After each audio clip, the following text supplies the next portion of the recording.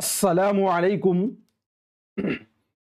साथियों, मैं निशात अहमद आप तमाम साथियों का बहुत बहुत इस्तकबाल करता हूं, खैर मकदम करता हूं, वेलकम करता हूं आपके अपने ही यूट्यूब। सभी लोग एक बार लाइक कर दीजिएगा।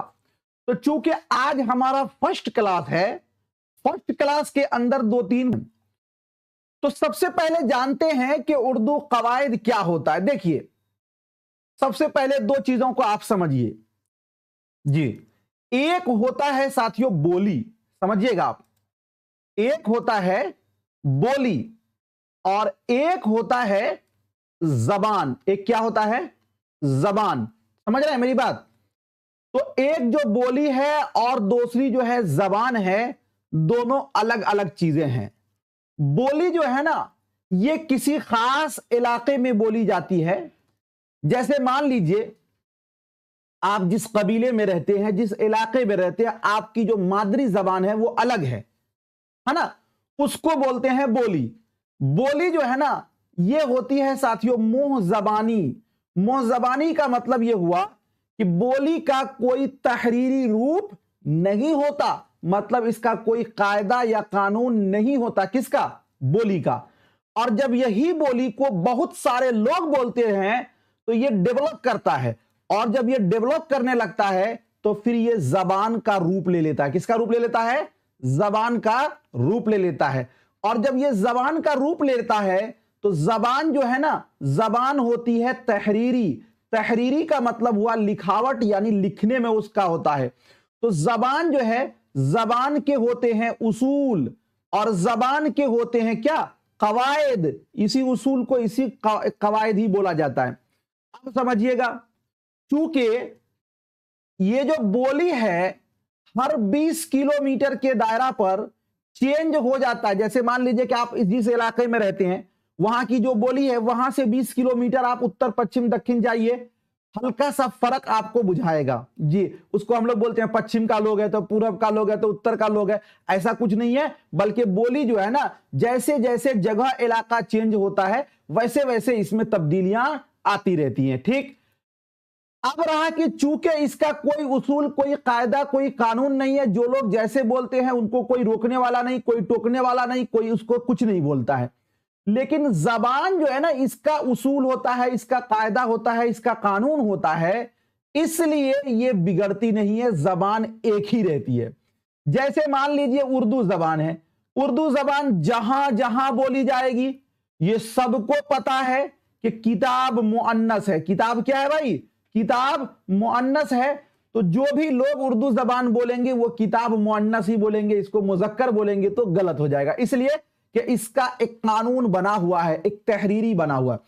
अब समझिएगा, यहां हमने ये जाना कि बोली जो है इसका दायरा कम है, और जब यही बोली डेवलप करता है तो ये जबान के रूप में आ जाता है। तो जबान जो है ना, जबान का दायरा वसी है। अब यहां पे समझिएगा एक चीज और, जबान अगर मान लीजिए कि जबान का कायदा नहीं होता, जबान का कायदा नहीं होता, तो जिस तरह बोली बदलती रहती है उसी तरह जबान भी बदलता रहता। तो गोया के कायदा क्या कर रहा है? जबान को बदलने से रोक रहा है। तो यहीं पे समझिएगा, कायदा जो है जबान को बिगड़ने से बचाती है। कायदा क्या करती है? जबान को बिगड़ने से बचाती है, यानी जबान पर वो क्या कर रही है? नियंत्रण किए हुए है। मतलब जबान पर वो अपनी पकड़ बनाए हुए है कि जो भी इस कायदा के खिलाफ जाएगा वो गलत होगा, लेकिन जबान अपने जगह पर क्या है? ठीक है। बात समझ में आपको आ गई? तो बोली और जबान में ये फर्क है, बोली और जबान में ये फर्क है, बोली और जबान में ये आपका क्या है? फर्क है। चलिए, ये दो चीजें बेसिक आपको समझनी है। अब उसके बाद, चूंकि देखिए हम लोगों को पढ़ना है क्या भाई? हम लोगों को पढ़ना है जबान। क्या पढ़ना है हम लोगों को? जबान। और जबान में भी पढ़ना है हम लोगों को कायदा। बोली को नहीं पढ़नी है, तो बोली के बारे में हम आगे चर्चा करेंगे आगे के वीडियो में। लेकिन आज हम लोग पढ़ेंगे जबान, और जबान में भी जानेंगे कायदा किसको बोलते हैं और इसके कहां से ये स्टार्ट होता है। समझिएगा। चलिए देखिए, उर्दू कवायद, कवायद सबसे पहले जानिए, कवायद जो है ना ये कायदा की जमा है। किसकी जमा है? कायदा की जमा है। चूंकि बहुत सारे उसूल होते हैं, बहुत सारे नियम होते हैं, इसीलिए बोला गया कवायद। और उर्दू इसलिए लगा कि उर्दू के कवायद, जैसे हिंदी व्याकरण तो हिंदी का व्याकरण, जी क्या बोलते हैं इंग्लिश ग्रामर तो इंग्लिश के कवायद, तो ये उर्दू इसलिए लगा हुआ है कि उर्दू के उसूल और उर्दू के नियम बतलाए जाएंगे। चलिए, कवायद किसको बोला जाता है? किसी भी जबान को सही सही बोलने और लिखने के लिए उस जबान का उसूल का जानना जरूरी है। इन्हीं उसूल को क्या कहा जाता है? कायदा कहा जाता। मतलब कोई जबान कैसे बोली जाएगी, उस जबान का नियम जानना बहुत जरूरी होता है। उसी नियम को क्या बोलते हैं? कायदा बोलते हैं। ठीक, अब आगे चलिए। कायदा जे कवायद, कायदा की क्या है? जमा है। कवायद क्या है? कायदा की जमा है। क्लियर? चलिए, अब एक होता है रस्मुल खत। रस्मुल खत क्या होता है भाई? रस्मुल खत को हिंदी में बोलते हैं लिपि। क्या बोलते हैं? लिपि, जिसको आप लोग बोलते हैं स्क्रिप्ट। क्या बोलते हैं भाई? स्क्रिप्ट जिसको बोला जाता है। अब समझिएगा स्क्रिप्ट क्या होता है? लिखने का तरीका, जिसको आप कह दीजिए लिखने का तरीका। जैसे देखिए, आप समझिएगा एक चीज और समझिए। एक आप ये लिखने का तरीका, यहां पर एक चीज ऐसे समझिए कि मैं बीच में एक सेंटर बना ला हूं। इस वाला जो पार्ट होगा आपका, इधर वाला जो पार्ट है, ये आपका क्या है? राइट है। ये वाला पार्ट आपका क्या है? लेफ्ट है ना। तो आप एक चीज समझिए, उर्दू जो लिखते हैं हम लोग किधर से लिखते हैं? राइट से, इधर से लिखते हैं, जाते हैं किधर? किधर जाते हैं?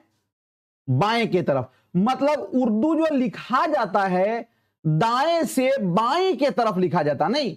ये जो लिखने का तरीका, इसी को क्या बोला जाता है? स्क्रिप्ट बोलते हैं, इसी को लिपि बोलते हैं, इसी को रस्मुल खत बोला जाता है। जी, अब समझिएगा, हर जबान के लिखने या बोलने के लिए आवाज की अलामत होती है। आवाज की अलामत मीन्स, जैसे मान लीजिए कि जो हमारी आवाज निकल रही है, तो जो साउंड है इसकी अलामत, जैसे हमने बोला अलिफ, तो अलिफ जो आवाज निकली इसकी अलामत क्या है? इस तरह है। हमने बोला बा, तो बा जो मेरी आवाज निकली इसकी अलामत क्या? ऐसे है। हमने बोला ता की अलामत कोई ऐसे लिख दिया, तो कहिएगा नहीं, गलत है, क्योंकि ता जो है वो इस तरह होगा। तो जो हर जबान की लिखने या बोलने के लिए आवाज की अलामत होती है, इन्हीं अलामत को रस्मुल खत कहा जाता है। इन्हीं अलामत को क्या बोलते हैं? रस्मुल खत बोलते हैं। चलिए देखिए, हिंदी देवनागरी रस्मुल खत में लिखी जाती है, जबकि उर्दू अरबी और फारसी, ये उर्दू अरबी फारसी रस्मुल खत में लिखी जाती है। जे हर जबान के क्या होते हैं? रस्मुल खत है। और एक बात यहां पे आपको मैं ये बता दूं कि बहुत सारी जबानों का एक रस्मुल खत हो सकता है, जैसे हिंदी है, नेपाली है, कन्नड़ है, ये सब का रस्मुल खत जो है देवनागरी है। इसी तरह उर्दू है, फारसी है, इस सब का रस्मुल खत जो है वो क्या है? फारसी है। तो एक से जायद जबान के भी क्या हो सकते हैं? एक रस्मुल खत हो सकते हैं। चलिए, उर्दू जबान के दो खत हैं। खत का मतलब क्या हुआ? खत का मतलब आप समझ लीजिए स्टाइल। क्या? लिखने का स्टाइल। जैसे देखिएगा, कुछ लोग लिखते हैं क्या? मेरे, समझिएगा, कुछ लोग ऐसे लिखते हैं मेरे अब्बू जान, और कुछ लोग इसी को ऐसे लिखेंगे। दोनों में फर्क आपको समझ में आ रहा है? तो ये क्या है? इसी को बोलते हैं खत। तो उर्दू जबान के दो फेमस खत है। कौन कौन सा? एक आपका है खत्ते नस्ख, दूसरा आपका है खत्ते नस्तालीक। दूसरा क्या आपका? खत्ते नस्तालीक। खत्ते नस्ख जो है ये बोलते हैं, ये खत्ते नस्ख अरबी का मशहूर तरीन खत है, जबकि खत्ते नस्तालीक फारसी का मशहूर तरीन खत है। यानी खत्ते नस्ख अरबी में जैसे कुरान वगैरह जो लिखा होता है वो खत्ते नस्ख में है, और खत्ते नस्तालीक जो अभी आप यहां पर देख रहे हैं, जो लिखने का ये जो फॉन्ट है, ये क्या है साथियों? खत्ते नस्तालीक में है। ठीक है ना। अब समझिए, उर्दू क्यों आई, इस जबान कैसे आगे बढ़ी? क्योंकि जब मुसलमानों की यहां पर आमद हुई थी, तो मुसलमान सबसे पहले जो यहां पर आए थे वो दरियाए सिंध के रास्ते आए थे। तो वो उन लोगों की जबान उर्दू मतलब अलग अलग जबानें थी, उनसे ही मिलकर उर्दू जबान आगे बढ़ी। तो उर्दू जबान जो है इसमें बहुत सारी जबानें पाई जाती है, लगभग लगभग उर्दू में हिंदी भी है, संस्कृत भी है, अरबी भी है, फारसी भी है, अंग्रेजी भी है, हर जबानों से मिक्स होकर एक जबान बनी है जिसका नाम है उर्दू। तो गोया के बहुत सारी जबानें मिक्स होकर बनी हैं, इसलिए इसका माना, उर्दू का माना है लश्कर, उर्दू का माना है फौज, उर्दू का माना है खिचड़ी। क्या माना है उर्दू का? लश्कर, फौज, खिचड़ी।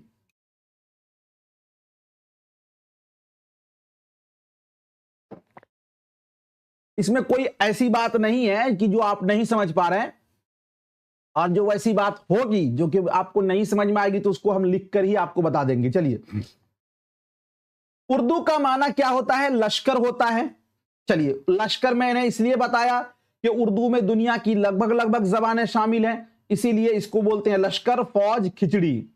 उर्दू के इब्तदाई नाम मुंदरजा झैल हैं। क्या क्या है उर्दू के नाम? यानी शुरुआत में इन सब नामों से उर्दू को जाना गया है। किस नाम से? हिंदी के नाम से, हिंदवी के नाम से, जबान देहली के नाम से, दक्कनी जबान, उर्दू मुअल्ला, रेख्ता और उर्दू, है ना।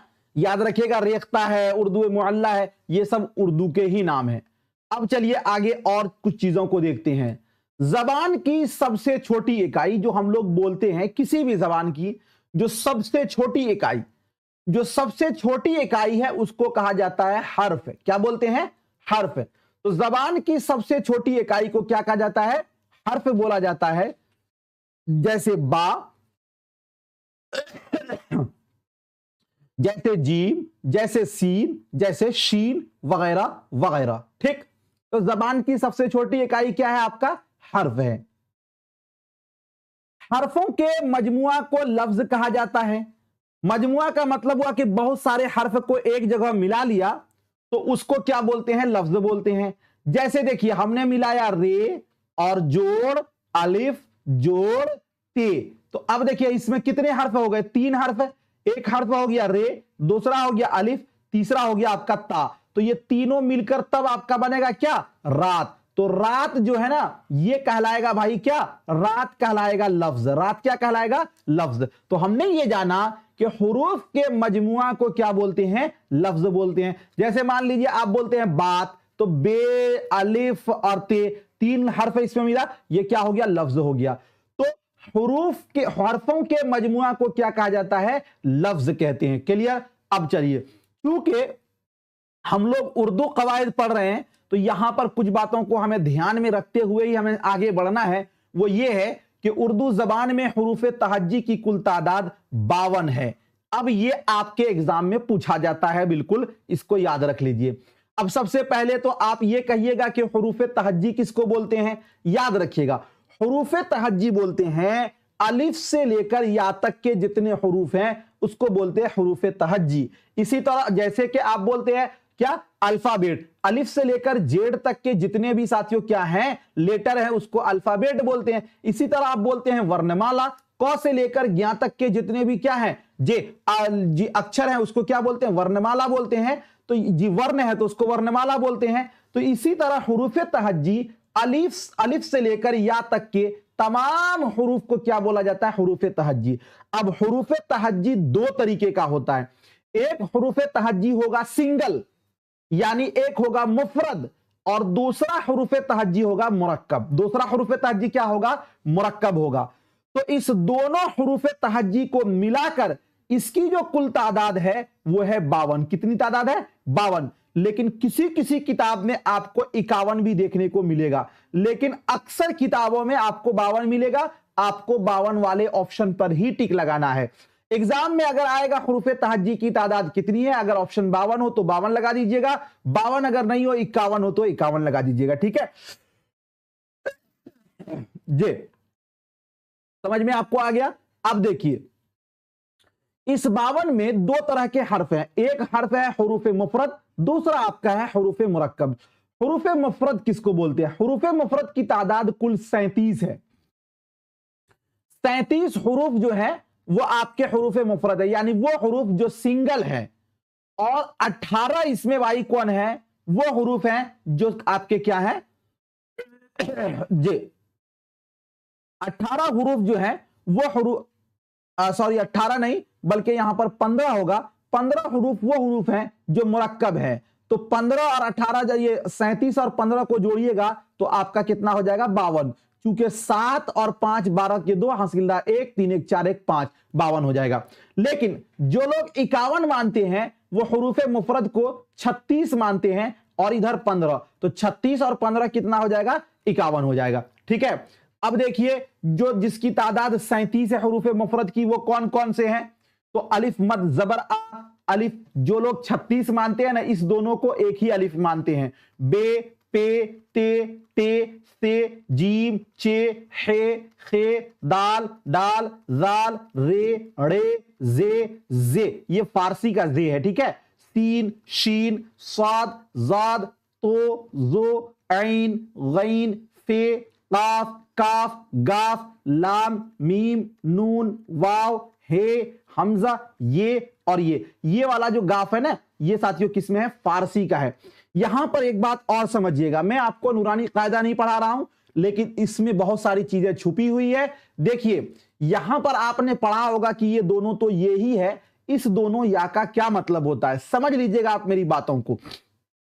ये वाली जो या है ये गोल वाली या, इस या को बोलते हैं याए मारूफ। क्या बोलते हैं याए मारूफ। और ये वाली जो या है जो लंबी या है इस वाली या को बोलते हैं याए मजहूल। याद रखिएगा। अब इसका क्या फायदा क्या नुकसान क्या है वो आगे के वीडियो में आपको आगे समझ में आएगा कि ये याए मारूफ क्या काम करती है, याए मजहूल क्या काम करती है। तो ये टोटल आपके कितने हुरूफ हो गए 37 हुरूफ हो गए। कितने हुरूफ हो गए भाई 37 हुरूफ हो गए। अब देखिए हुरूफ मुरक्कब की तादाद।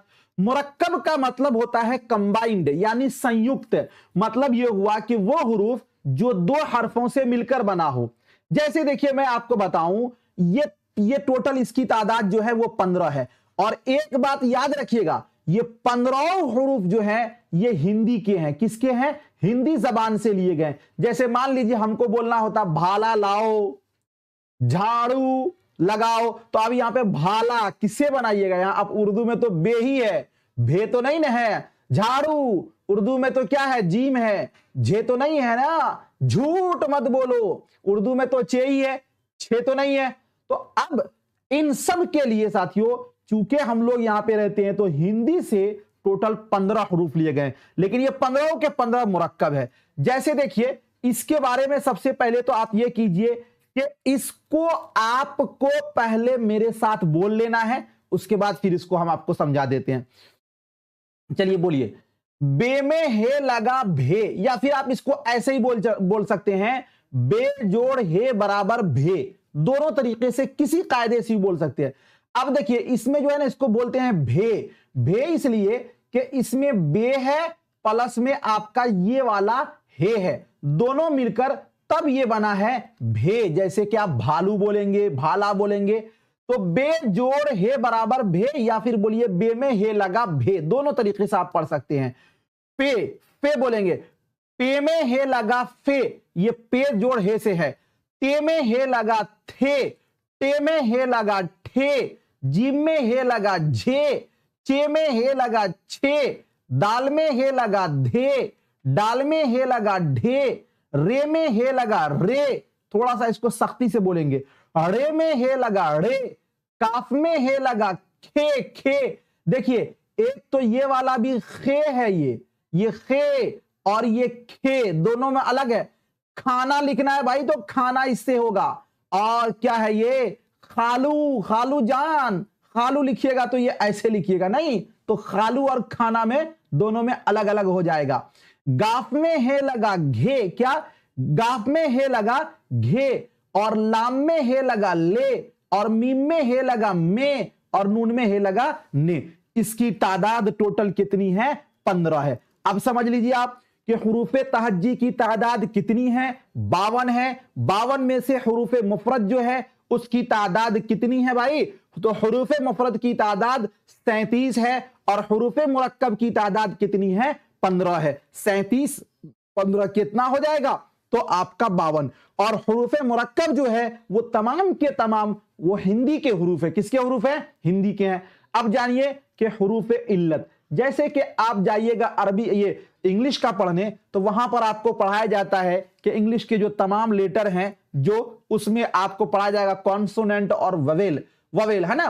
तो यहीं पर साथियों ये बात समझ लीजिए कि जो ववेल होता है उसी को बोलते हैं हुरूफ इल्लत। तो उर्दू के अंदर जो हुरूफ इल्लत है इसकी संख्या है 3। कितनी है? 3। कौन कौन? अलिफ और वाव और या, अलिफ और वाव और या, इसको क्या, ये क्या है? हुरूफ इल्लत है। तो आपने पढ़ा हुरूफ तहज्जी 52 है, हुरूफ तहज्जी में हरफ मुफरद जो है 37 है और हुरूफ मुरक्कब जो है 15 है और हुरूफ इल्लत कितनी है? 3 है। अब चलिए उर्दू कवायद को 5 हिस्सों में तकसीम किया गया। अब चूंकि मैंने आप शुरू कर दिया जी, चलिए उर्दू कवायद को टोटल 5 हिस्सों में तकसीम किया गया, यानी जो उर्दू कवायद हम लोग पढ़ेंगे इसको 5 भाग में बांटा गया है। नहीं, पार्ट्स ऑफ स्पीच भी आप लोग पढ़े थे लेकिन वो चीज नहीं है, ये दूसरी चीज है।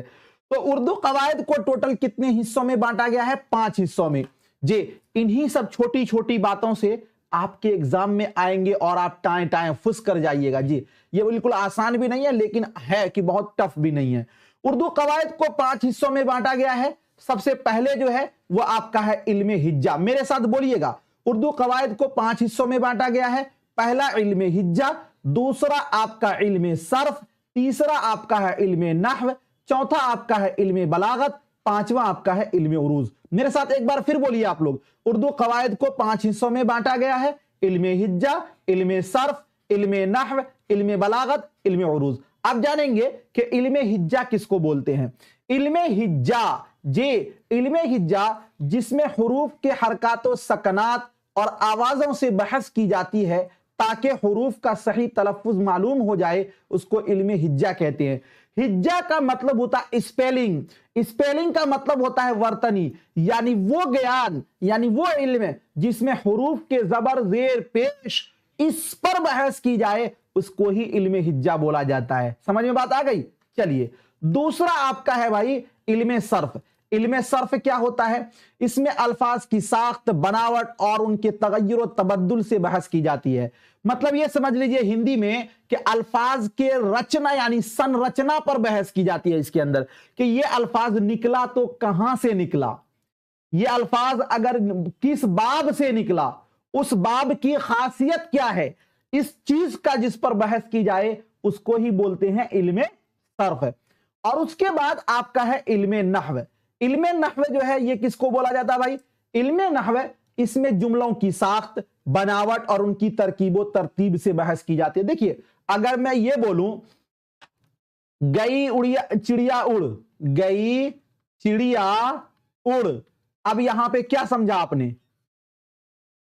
मैंने इसको अलग तरतीब से रख दिया। जो गई है इसको बाद में रखना चाहिए, हमें लिखना चाहिए कि चिड़िया उड़ गई, है ना, चिड़िया उड़ गई। लेकिन हम गई जो फेल है इसको मैंने शुरू में ही कर दिया, तो ये वाला तो गलत हो गया।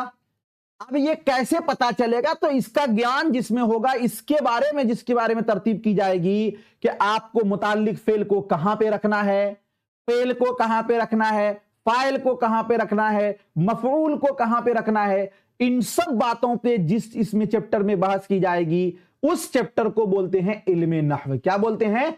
इल्मे नहव। क्या बोलते हैं? इल्मे नहव। अब उसके बाद है इल्मे बलागत। इल्मे बलागत, इसमें अल्फाज और जुमलों के लफ्जी और मानवी खूबियां बताई जाती हैं। अब देखिएगा कभी कभी एक अल्फाज के 2 माने लिया जाता है। कभी कभी आप देखिएगा एक आदमी आपके पास आएगा तो आप उसे कहते हैं अरे तुम तो क्या लग रहे हो, धोनी लग रहे हो।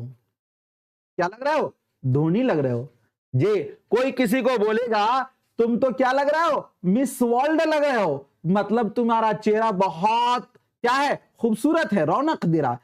वो है नहीं, वो धोनी नहीं है, लेकिन आपको उस जैसा ले रहे हैं।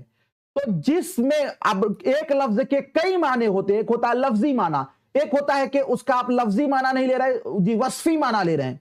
तो जैसे कि कोई बहुत ताकतवर इंसान है, उसको आपने कह दिया है शेर इधर आओ। अब शेर तो भाई जंगल में है, आपने यहां इंसान को कह दिया शेर। तो जिस हिस्से में, जिस पार्ट में अल्फाज के लफ्जों और मानवी खूबियां बयान की जाती है उसको ही बोला जाता है इल्मे बलागत। क्या बोला जाता है? इल्मे बलागत। अब उसके बाद अगला जो पांचवा पार्ट है आपका, वो आपका है इल्मे उरूज। इल्मे उरूज किसको बोलते हैं? इसमें शायरी के उसूल और अरकान से मुतालिक बहस की जाती है कि आपको किस बहर में, किस वजन में शेर को आपको बैठाना है, शेर का क्या वजन होना चाहिए, मरसिया का क्या होना चाहिए, कसीदा का क्या होना चाहिए, इन सब बातों पर जिस पे बहस की जाती है उसको बोलते हैं इल्मे उरूज। उसको क्या बोलते हैं? इल्मे उरूज। साथियों, यहां तक आप लोगों को समझ में बातें आ गई? तो यहां तक जो चीजें आपने समझी हैं, एक बार उसको आप और अच्छे ढंग से समझ लीजिए ताकि आपको दिक्कत ना हो। जी, समझ ले आप अच्छे ढंग से। जी, एक बार आप अच्छे ढंग से समझ ले साथियों, ताकि आपको दिक्कत ना हो। जी, यहां तक किसी को कोई दिक्कत नहीं ना है? जी बताइए एक बार। वीडियो को भाई एक बार आप लोग लाइक भी कर दीजिएगा। जाना नहीं है अभी आपको? चलिए समझिएगा, मैंने आपको यह बताया, आज मैंने आपको यह बताया कि उर्दू कवायद के बारे में। कवायद जबान को बिगड़ने से बचाती है, और उर्दू जबान की जो सबसे छोटी, यानी कोई भी जबान की जो सबसे छोटी इकाई है, तो सबसे छोटी इकाई को क्या बोला जाता है? हर्फ। ठीक है ना? अब हुरूफ के मजमुआ को क्या बोला जाता है? तो लफ्ज बोला जाता है। क्या बोला जाता है? लफ्ज। उर्दू जबान में हुरूफ तहज्जी की तादाद कितनी है? तो उर्दू जबान में हुरूफ तहज्जी की तादाद जो कुल है वो आपका कितना है भाई? 52 है। कितना है? 52 है। 52 में जो आपका क्या है? हुरूफ मुफरद की तादाद। तो हुरूफ मुफरद की जो तादाद है वो कितनी है? 37 है। कितनी है? 37 है। अब उसके बाद हुरूफ मुरक्कब की जो तादाद है, तो हुरूफ मुरक्कब की तादाद कितनी है भाई? हुरूफ मुरक्कब की तादाद है 15। कितनी है? 15 है। अब उसके बाद फिर मैंने आपको एक चीज और बताई कि उर्दू जबान के अंदर जो क्या, कौन सा रस्मुल खत है? तो फारसी रस्मुल खत है। और रस्मुल खत के अंदर भी मैंने बताया खत, तो खत्ते एक नस्ख है और दूसरा खत्ते नस्तालीक है। खत्ते नस्ख अरबी का खत है, और खत्ते नस्तालीक जो है ये आपका क्या है? फारसी का खत है। किसका खत है? फारसी का खत है, जो कि आपने यहां पे लिखा हुआ देखा। उसके बाद फिर मैंने आपको बताया कि उर्दू के जो कवायद हैं उर्दू जबान के, इसको टोटल 5 हिस्सों में क्या किया गया है? तकसीम किया गया है। कौन कौन सा? तो एक नंबर में मैंने आपको बताया कि एक नंबर में होगा इल्मे हिज्जा। क्या होगा भाई? इल्मे हिज्जा। दूसरे नंबर में आपका क्या होगा? इल्मे सर्फ। क्या होगा? इल्मे सर्फ। और तीसरे नंबर में जो है आपका वो क्या होगा? इल्मे सर्फ के बाद इल्मे नहव। उर्दू कवायद को 5 हिस्सों में बांटा गया है, नहीं? और उसके बाद जो चौथे नंबर में आपका होगा, तो चौथा नंबर आपका हो जाएगा इल्मे बलागत। क्या होगा? इल्मे बलागत। क्या होगा भाई? इल्मे बलागत। और जो 5वां नंबर आपका है वो आपका है इल्मे उरूज। इल्मे उरूज। मैंने आपको यह बताया कि इल्मे हिज्जा में जे हुरूफ तहज्जी से बहस की जाती है, इल्मे सर्फ में जे, और ये हर्फ कैसे बना, इसका मुश्तक, इसका इश्तिकाक क्या है, कौन से बाब से, इन सब चीजों पे बहस की जाती है। इल्मे नहव में जुमलों पर बहस की जाती है। इल्मे बलागत में हुरूफ के लफ्जी और मानवी इस पर पहलू को देखा जाता है। और इल्मे उरूज में शेर व शायरी के बहर और अरकान पे बहस की जाती है। तो ये सारी चीजें थी आज के इस डेमो क्लास में। आई होप कि आपको बहुत अच्छे ढंग से समझ में आ गया होगा। इस क्लास का पीडीएफ आपको जीएस ऑनलाइन एप्लीकेशन पे मिल जाएगा, वहां से आप डाउनलोड कर लीजिएगा और पढ़िएगा। अभी तो आपका बिल्कुल इब्तिदा है, शुरुआत है। धीरे धीरे उर्दू कवायद में भी आपको बहुत पढ़ना है। और देखिए, चूंकि 75 नंबर से आपको पढ़ना है, तो 75 नंबर आपका है और 25 नंबर इंग्लिश का है, तब ना आपका 100 नंबर होगा। और इसमें आपको 30% नंबर चाहिए पासिंग के लिए, यानी 30 नंबर चाहिए दोनों में मिला के। और बीपीएससी आपका एग्जाम लेगा, कोई आसान एग्जाम होने वाला नहीं है, बिल्कुल लॉलीपॉप वो तो भी। बहुत बहुत शुक्रिया, थैंक यू। मिलूंगा फिर आपसे नेक्स्ट टाइम नेक्स्ट वीडियो के साथ। जब तक के लिए खुदा हाफिज, शुक्रिया, ऑल द बेस्ट।